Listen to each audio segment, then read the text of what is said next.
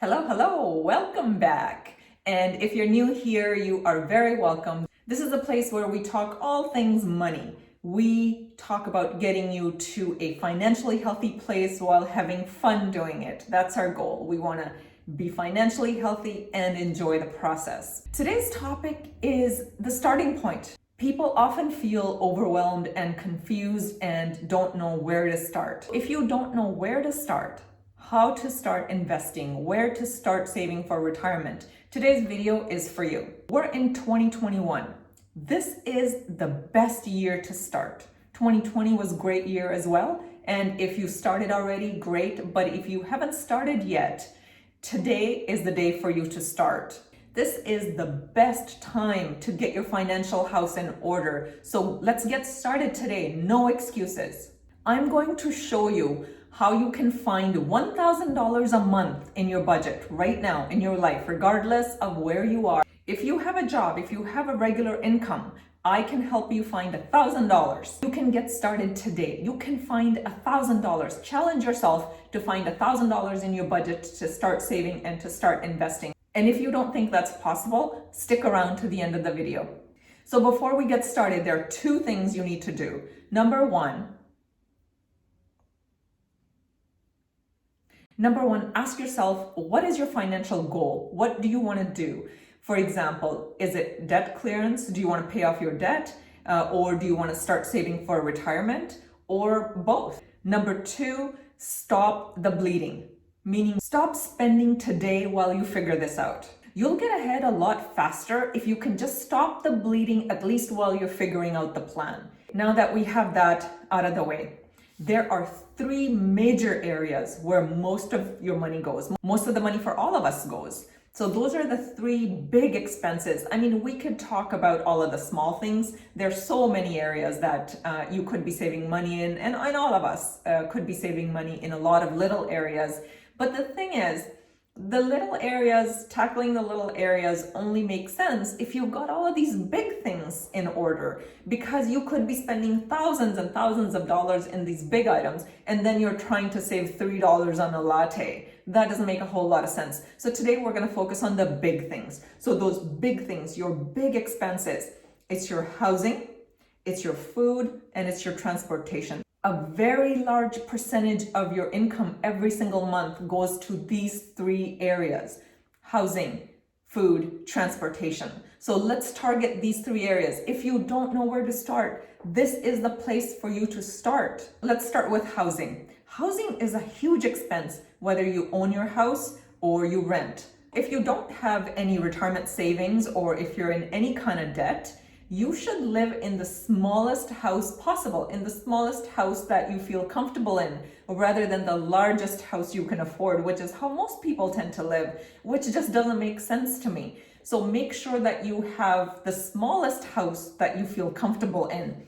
And if you are already in a house that's a lot larger than what you need, then you have to look at downsizing. Figure out a way either to downsize and move, or you can figure out how you can rent a part of your home so that you are sharing the costs. That's one way of doing it. Or move to a cheaper city. If you feel like you're living in a city where the prices are premium, real estate prices are premium and rents are premium, then you have to figure out, where do you want to get to? What are your financial goals?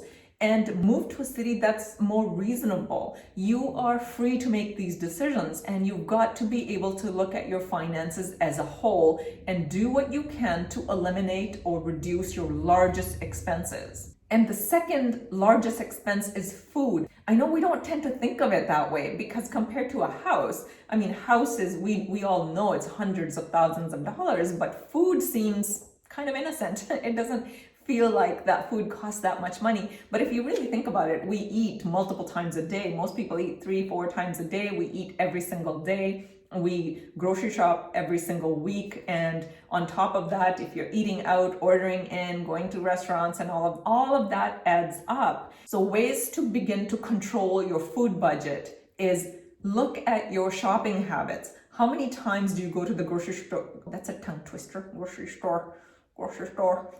How many times do you go to the store every single week to purchase food? And If you are like most people, you probably go multiple times a week. You might forget something, then you go back, or you decide to try a different recipe, then you're out there looking for ingredients. So the best way to manage that is to meal plan.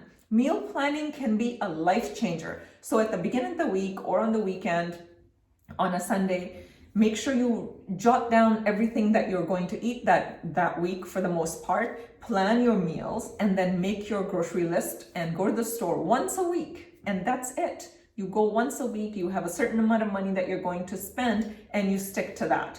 And watch your ordering in, your restaurant spending, alcohol spending, especially if you eat out in restaurants and things like that. It's not that you can't or shouldn't do any of that, but you have to be mindful. You have to give yourself an allowance for that. So if you love going out to eat like I do, is it once a week or once every 2 weeks or once a month? It depends on what you're trying to accomplish financially and where you are right now. That's what will determine what you need to cut and modify.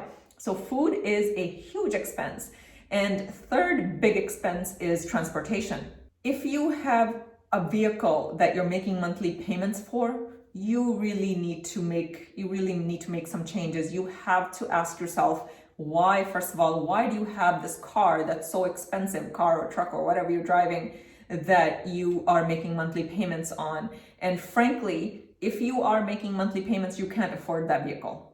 So you need to find yourself something that you can afford, meaning you can pay cash for. You can get perfectly good cars for just a few $1,000s and make sure they're reliable. The point is to get from point A to point B. That's really what you want in a car, especially if you're in debt or if you don't have any retirement savings and you've got lots of goals for your money. Don't fall into the trap of keeping up with the Joneses. Don't fall into the trap of what will people think, I have this great job, everybody's driving this car or that car. Don't fall into that trap.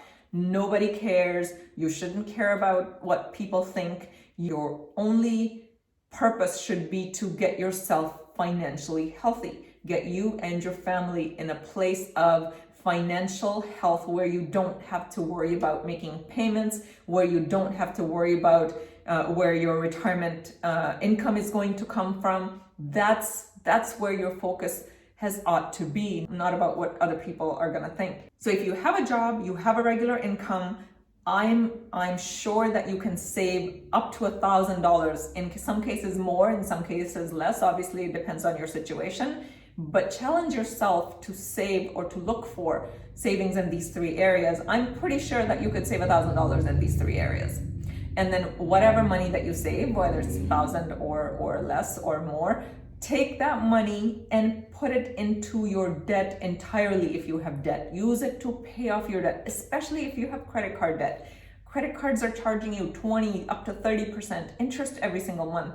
And your number one goal there, if you have debt, is to pay the debt off. And by debt, I'm not including mortgage in there. So I'm talking about car payments, I'm talking about credit card payments, I'm talking about any other loans that you might have besides mortgage. Take all of that money, put it towards your debt, and commit to never getting into debt again, especially in consumer debt. Once your debt's paid off, take all of that money that you were putting towards your debt, start putting towards your retirement, into your RSP, into your TFSA. Once you've maximized your RSP, once you've maximized your TFSA, you can start looking at other options like non-registered retirement savings. But just between RSP in Canada, just between RSP and TFSA, you're looking at about $33,000 every year that you can contribute, up to about $33,000 in these tax sheltered accounts. For RSP, you're not even paying any tax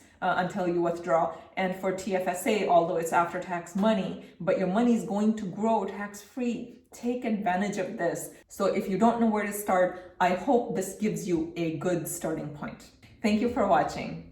As always, be sure to leave a comment below, share the video with anybody that you think might find useful, and please subscribe to the channel. I'll see you next week.